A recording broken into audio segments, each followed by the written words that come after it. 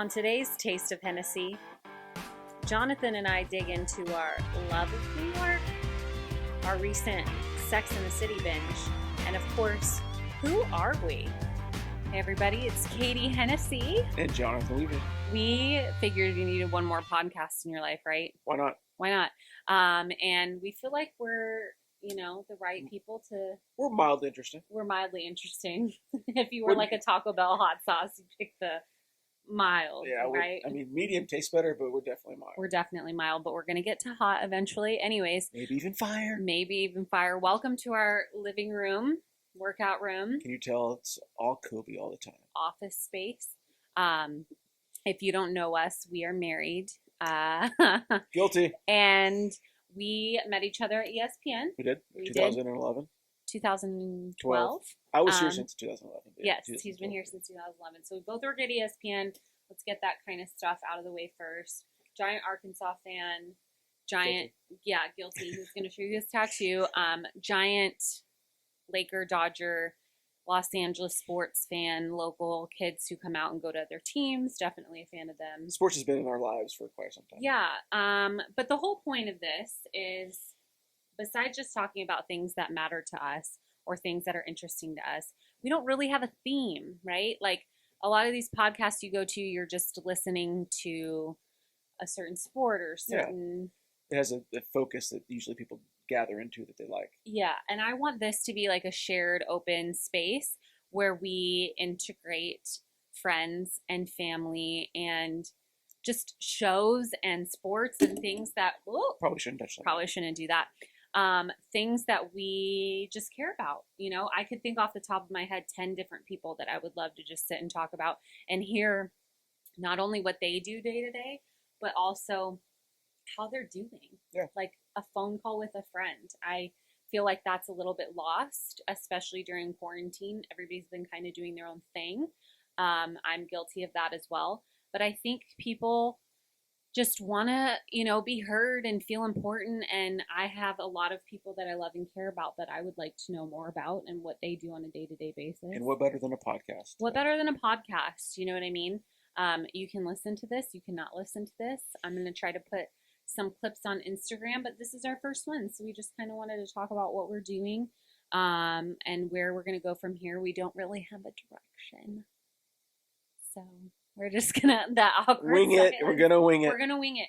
But I think that we should kind of talk about what's going on in our lives right now. Yeah. We kind of have a lot.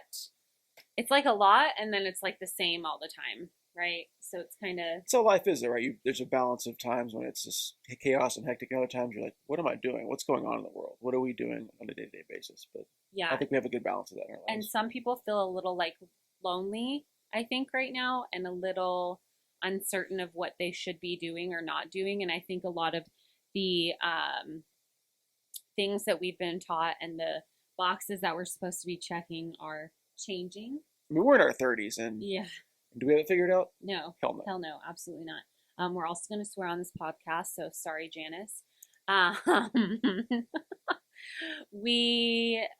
I don't know. I feel like we're very different from expectations that have been set before us in that we just got married. Yeah. During a pandemic. Yeah. We had 3 guests to our wedding. Yep. Shout out if you count the Liana Bogosian. And her family. And her parents. Love her parents. Liana's one of my good friends who should be on this podcast as well. Stay tuned. Liana.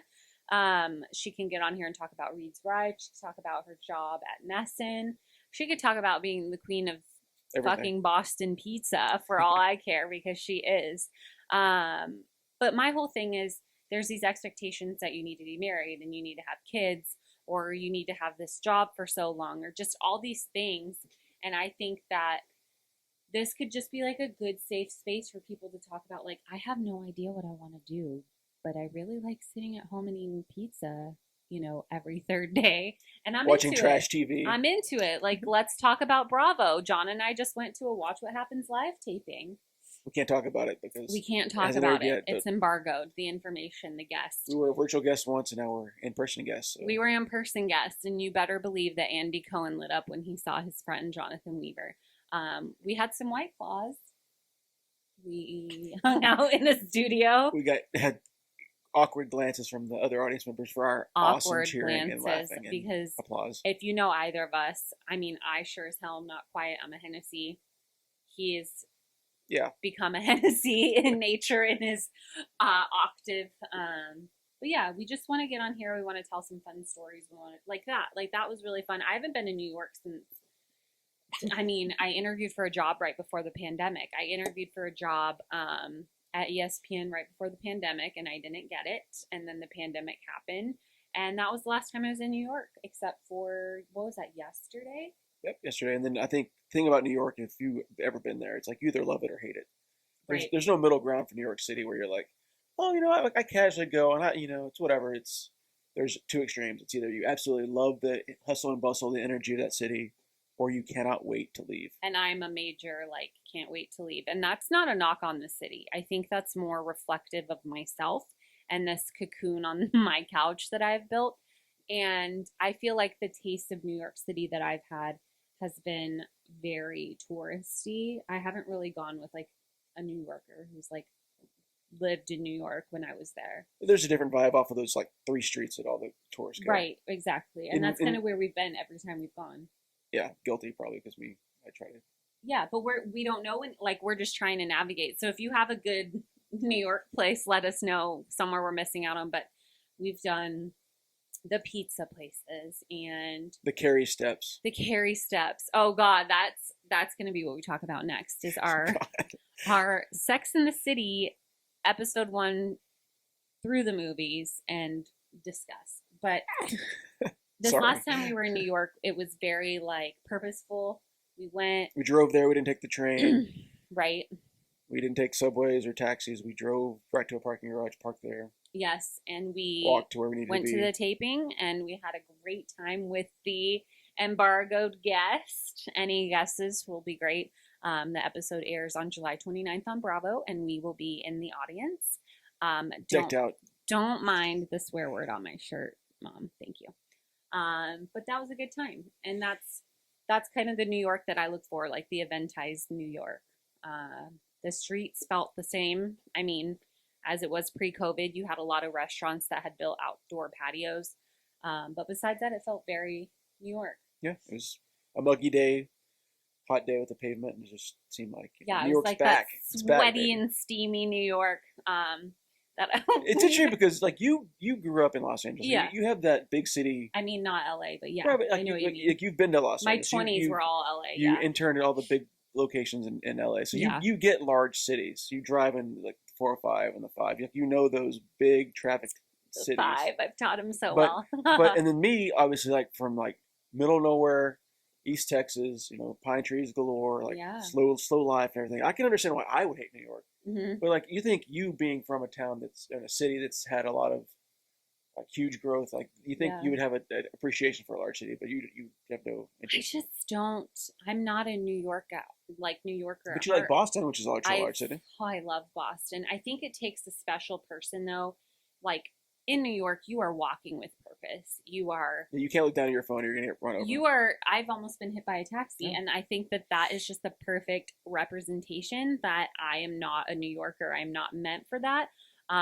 Moving here. I remember I interned at MTV in Santa Monica.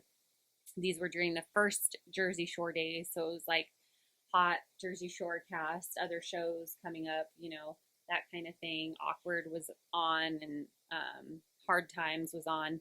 So anyways, when we had VMAs, we would work all day, long hours, right? Which is probably now not like okay, but back then we just did it. And I remember I would be in Santa Monica until midnight or whatever, prepping for the VMAs. And they had flown in the New York publicity team. There was only a handful of them, and there were even less of us because we were short-staffed in Santa Monica. Like I was an intern doing work probably of like an assistant or a publicist. Shout out Brandy Albahari for giving me the opportunity. But I remember one of the New Yorkers, I handed her like, you get a tip sheet or a shot sheet and it has faces on it, right? Mm-hmm. So I was in charge of like printing those and figuring out the printer that didn't want to print color, all the like typical intern stories you have. And the New York girl was like, these LA people need to get out of my way. They are not fast enough. And in that moment, I was like, if I ever go to New York, I'm going to be chewed up and spit out, because not that it hurt my feelings, but I just was like, I hit the mic again. I think I'm going fast. Like, I think I'm doing a very good job.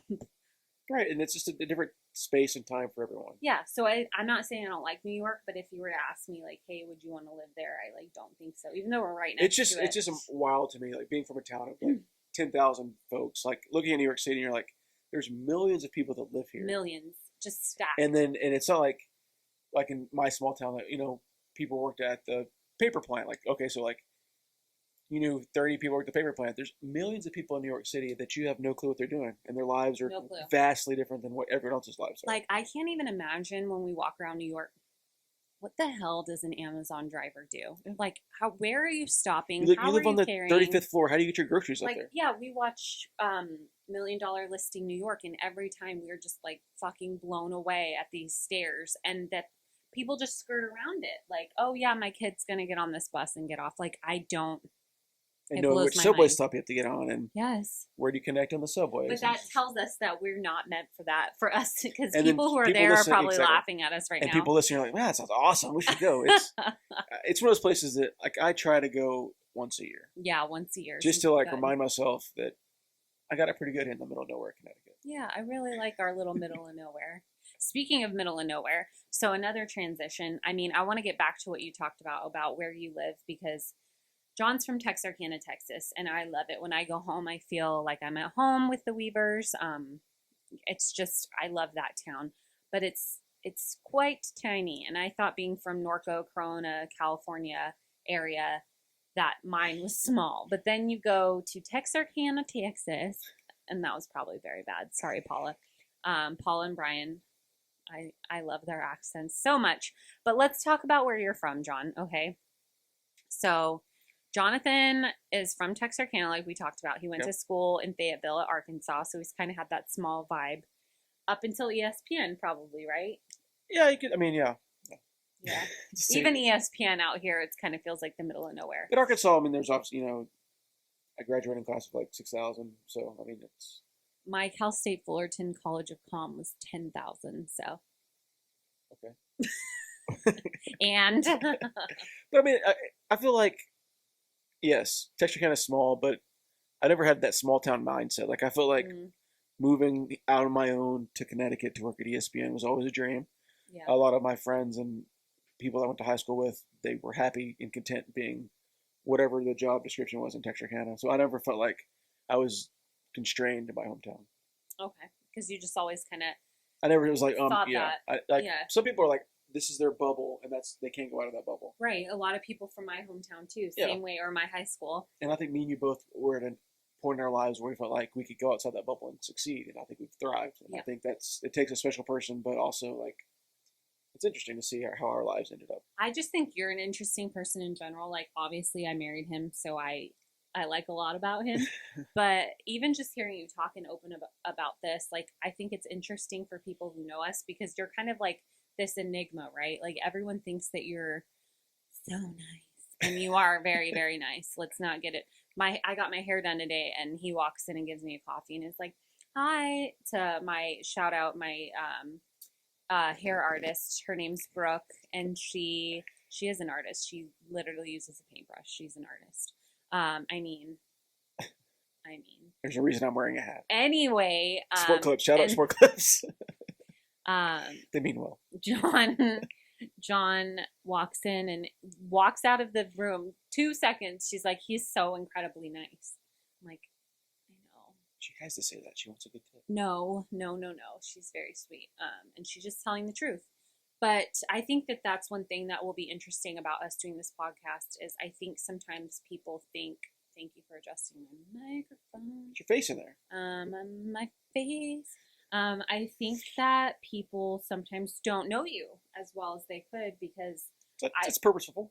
Yeah, I think that you're like very strategic about that, and you kind of keep people you love close to the vest. Yeah. But I also think sometimes I speak for both of us, and I'm really trying not to do that. But you know me, I'm like blah, blah, blah. So And that's then not a bad in the thing. Hennessey family, Yeah, it's trying to get a word in. dating you, meeting your family. Yeah. It's treacherous. It's treacherous, he said. Treacherous. Your father's one. Kelly and Janice, treacherous. Well, your parents, you know, your dad, huge family. So yeah, one of 12, baby of 12. So that, I mean, when you think of a family of 12, you think, okay, so you have to fight to get a word in. Yes. So your dad's had that training from a young age of fighting to get his words in, to make a statement, to make a point. Okay, I can see that. And then growing up, I'm sure that's got to be hard because we all have different viewpoints and different understandings of what's going on. So different goals. In my family, my dad is his only child. My mom is one brother. Yeah. Like their whole lives have been, you know, silence pretty much. Now, a house of 13 people that are, you know, talking and just conversing. That's a lot of noise. 14 people. Yeah. It's a lot of noise. Grandma Hennessey is a saint. God bless her. And now my mom is Grandma Hennessey. So I get what you're saying. It's a lot. Not that it's loud. It's just there's a lot of voices. So that many voices that you're just trained to be talkative and express yourself and what have you. So that's not a bad thing. But that's the training. That's the growing up that you've done in your family. Yeah. Whereas me, I'm like, we could sit there and be silent for hours. And they are silent. When I go over there, I feel like I'm the only one talking sometimes. So, but then coming into our relationship and now marriage, it's like I'm the new person, so I'm the one that gets all the questions. Mm-hmm. And I get all the you know, wants to know what's going on, and then it's hard for me to be like as talkative as I should be because you and your family are at a higher level of communication. Yeah, and I'm sure if you asked Tyler Top, he would tell you the same thing. It's just picking your spot, right? Yeah, you just have to play off of what's going on and just be a conversing member of the family, which I love your family to death. And I just think in general, though, you as a person, you're just so long fused that you're going to let other people speak their mind and you're going to let other people kind of say what they need to say. And you're not an internalizer. That's the wrong way to say it because that has kind of a negative connotation to it. But you will like be able to sit there and translate it. And people will get the most out of you because you genuinely think about what people are telling you. I don't want this podcast turning into talking about me, but no, yes. But I think it's interesting to hear from you because a lot of the times people just are like, oh, John, he's so nice. And it's like, he absolutely is, but he's a person of depth with a lot of opinions. And he is exactly what you think with the fuse and the patience. So I just feel like personally, it's easier for me to, like you said, sit on my feelings and just kind of observe what's going on while other people feel like they have to get their word in. If they have to make a statement, they have to express themselves and say what they're thinking. Whereas I'm okay. Well, having same thoughts or different thoughts or whatever, and internalizing myself and kind of keeping them under the vest. Yeah, and there's absolutely nothing wrong with that because I think the quietest person in the room is usually the smartest person, right? I've heard that over and over again. If you've read the Bible, I mean, it talks about that as well. But I don't know. I just think you have an interesting story to being from Texarkana and always knowing that you wanted to do TV and doing TV in high school and then excelling at TV in college and then getting an internship at ESPN where it was only one person from your school. Like, I think that your life, you have hit every goal. And now even, associate I married the directing. most amazing woman. Oh, thank you. That's very sweet of you. We were always kind of meant to be, it feels like. Yeah, especially like, I don't want to like meeting each other. I don't want to knock our original position at ESPN, but yeah, we were in a position where we didn't want to be. Like it was a foot in the door job. And which they know. They called it a diving board place. But like some people, when they're had their foot in the door, they kind of settle where they're at. And you and I have never settled. No. We've always wanted better and for there's ourselves. Nothing wrong with settling. It's like knowing your limit, and that's, Well, that's different. I think for you and I particularly, we were able to put that foot in the door and expand and grow and take what we needed from that job, obviously, and learn from it. But continue to push the ball up the hill and get to where we wanted to be. I mean, you've done a hell of a job because you went from our position was, with content technologies, and then you took that position and they wanted to promote you within that department, but that was never your goal. Your goal has always been to direct College Game Day, and here you are, associate directing, and you worked on Game Day last year, and you've won multiple Emmys. So I feel like you are just ticking all those boxes and getting where you need to go. Sure. See? That's... She said it perfectly. Why would I need to... Yank it out of them. Why not? Can we also talk about... Can we just go back to what we were talking about before? If you're just now joining us, it's Jonathan Weaver, Katie Hennessey. We're on a Taste of Hennessey podcast episode 1. Season 1. Hopefully there's a episode 2. We finish each other's sandwiches. Actually, we don't, because I like gluten-free, dairy-free, and he has the meats. Yeah, he's like, add everything to it, please. Him and Janice, same taste levels. And for those who don't know, Janice is my beautiful, wonderful mother. Amazing woman. This is recording us, right? Is that volume just a kickback? Okay. Yeah. It's our first podcast. I'm getting used to my little setup. So let's go back to what we were talking about. We were in New York. We were at a Watch What Happens live taping. Thank you for organizing that. We love the clubhouse. The clubhouse. It's so fucking cool. Got a lot of dirt about the person that was on the episode, but the episode's not out until the 29th. Yep. So we have to keep that one in. Maybe maybe the 28th we'll talk about that and then post it on the 29th.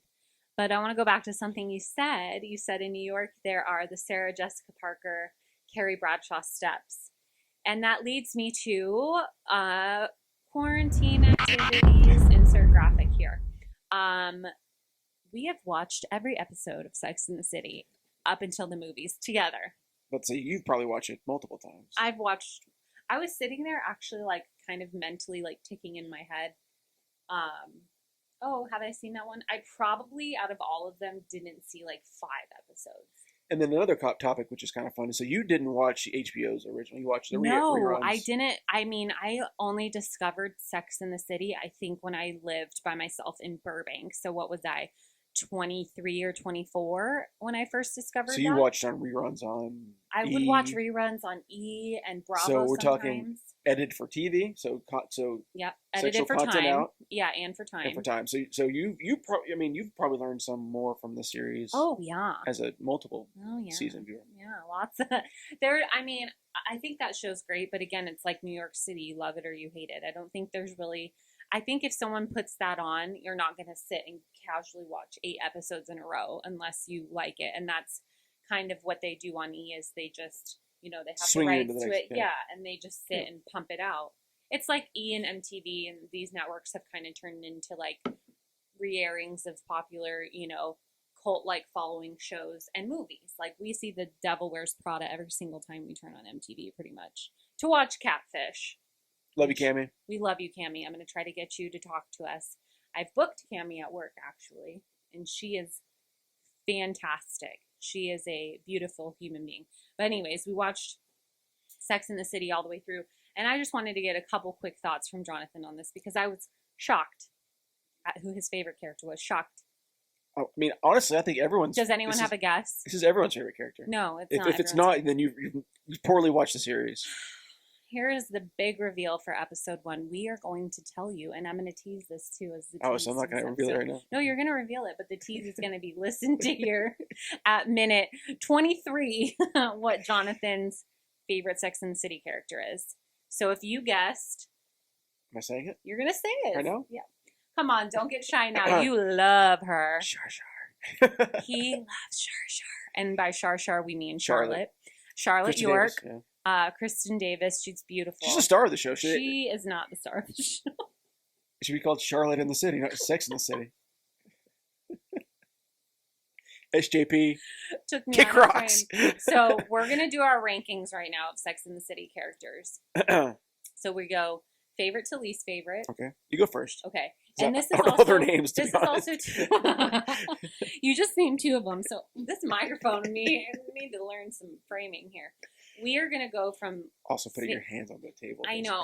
We're on a table literally in our living room. We have a treadmill. We have our dining table. We have our Emmys. We have our TV. We have needs to be a basement space, but it's like 300 square feet. Stay tuned because we're building a new house. Maybe we'll have an episode about that.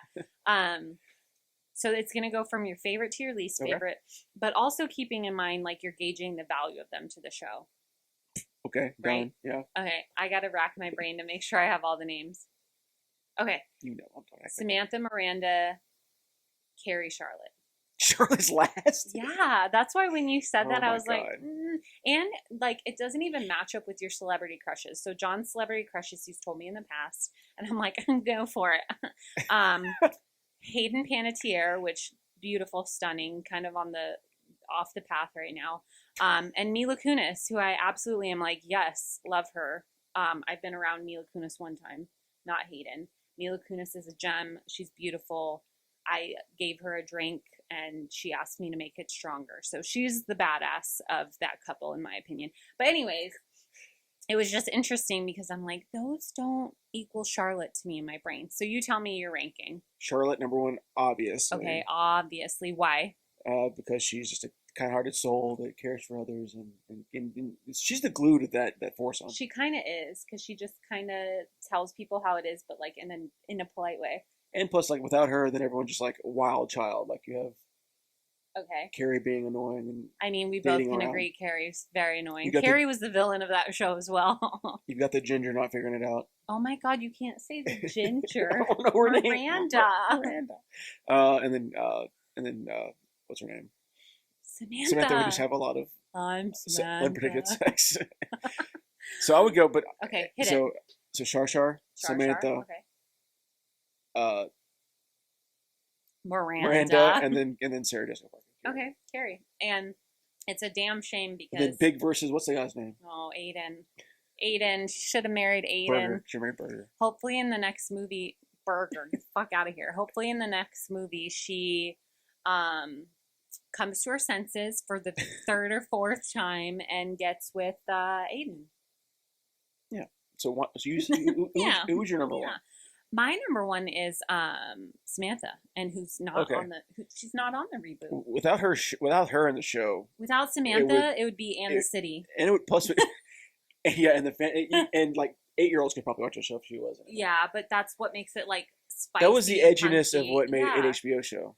But she was also like, I love that attitude of I'm not going to fit in the traditionalist female box. Exactly. I'm going to go out there. I'm going to do my work. I'm going to have sex like a man. And guess what? If you want to judge me, that's fine. But I'm so in tune with myself that it doesn't really bother me. And guess what? I'm probably making more money than you. And I 100% relate to that. It's not my situation, but I felt that, you know. Carrie, I feel like bullshit. You're affording that apartment, those clothes, and you're writing a column. Like, no knocks to writers, but I just don't think it just was. Her story's never believable to me. So first off, I know this is your podcast, but it's our podcast. But, so going forward, I promise this is not a Sex in the City. No, podcast. It's definitely not. We're going to talk about sports, and Will Middlebrooks needs to get his ass in here and talk to us about baseball. But you know, what I mean? On this topic of Sex in the City, yes, tell me. So the one thing about I forgot my train of thought. Oh, I'm sorry. See, I do this to him all the time. Okay, let me think about it. Oh, so Sex in the City. Yes. 4 women in the city, right? But what was interesting to me, the glue, was that I didn't know this until, obviously, because I've never watched it. Until I watched it with you this quarantine. Was that? Thank you, by the way. It was very loving of you. Yeah. Okay. The thing about that series is it was written by a gay man. I believe about his 3 best gay friends. Yeah.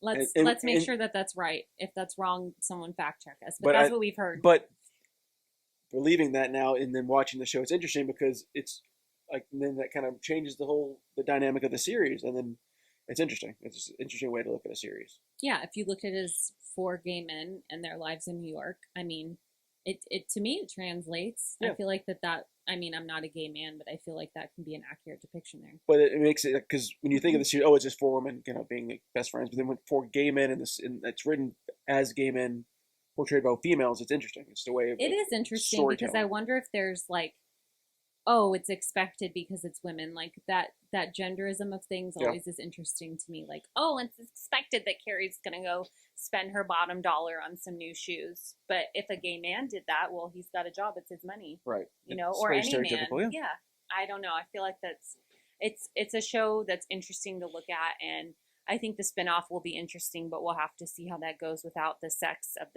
in the City. But now they're like grandparents. I know that photo was wildly photoshopped and not the best. And then, they've had other spinoffs, right? They've had like a prequel to Sex and the City. Yeah, the CW. And they've also had and they had another kind of spinoff. Right? I mean, they've done movies, multiple movies. They've talked about another movie, and apparently they hate each other. So who knows? I just feel like this kind of goes to the whole thing of movies being recreated and in musical versions, and it's like, are there only 5 storylines in Hollywood? having worked in the movie industry, and it's like not a knock, but I feel like a lot of ideas are recycled. Right. So it's interesting to me that like they're trying to stretch the series out. Like they had a Friends reunion on Showtime. So successful. Let's do it again. Fresh Prince of Bel-Air reunion. Yeah, it's like, the Fresh Prince one was good though. Right, but I never seen Friends, and I never want to. I think that is a stolen show idea and a waste of time. Sorry.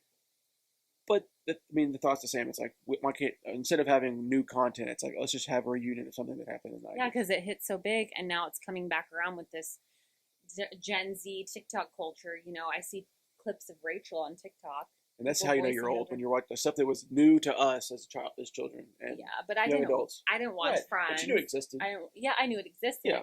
I was more Fresh Prince of Bel-Air, you know. Yeah, both on NBC. So. Yeah.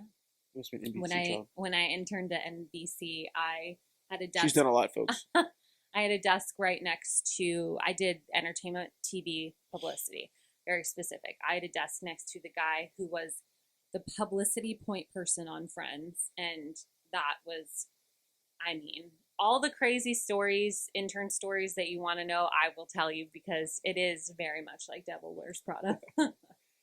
Very interesting.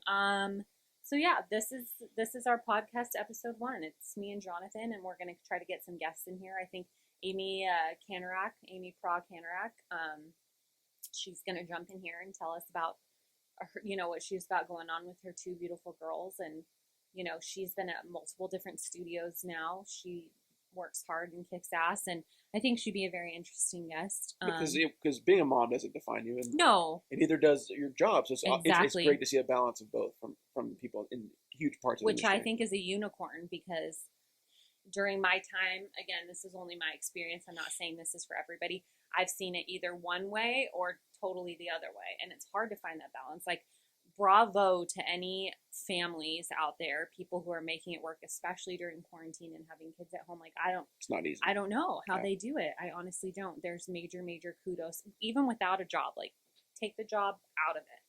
Just having kids right now, I can't even imagine. But we're going to dig into it. We're going to get some of our friends on here. Taste of Hennessey. Taste of Hennessey, you know. Let's try it out. And if you guys have any ideas, like, let us know. Otherwise, it's just going to be us kind of talking about what's going on. We got our wedding coming up. Even though we're married already, we're having like our wedding, the party. We're building a new house out here in Connecticut, which should be cool. So yeah, just getting along, and probably like a lot of you in sweatpants most every day and on the couch and getting used to this new normal, where I don't really think we're ever going to go back to how we did it before. But we'll have an array of guests on here. I can already think of, you know, nurse friends and doctor friends and entertainment friends and sports friends. Just run the gamut, right? We get Sarah Jessica Parker on. All right. Kirsten Davis. No Shar though, never. On that note, I think that's it. This is our first episode, season 1, as you would say. You've been listening to Taste of Hennessey podcast. Check it out where you check out any podcast. And we'd be happy to also be sponsored by Right Spark.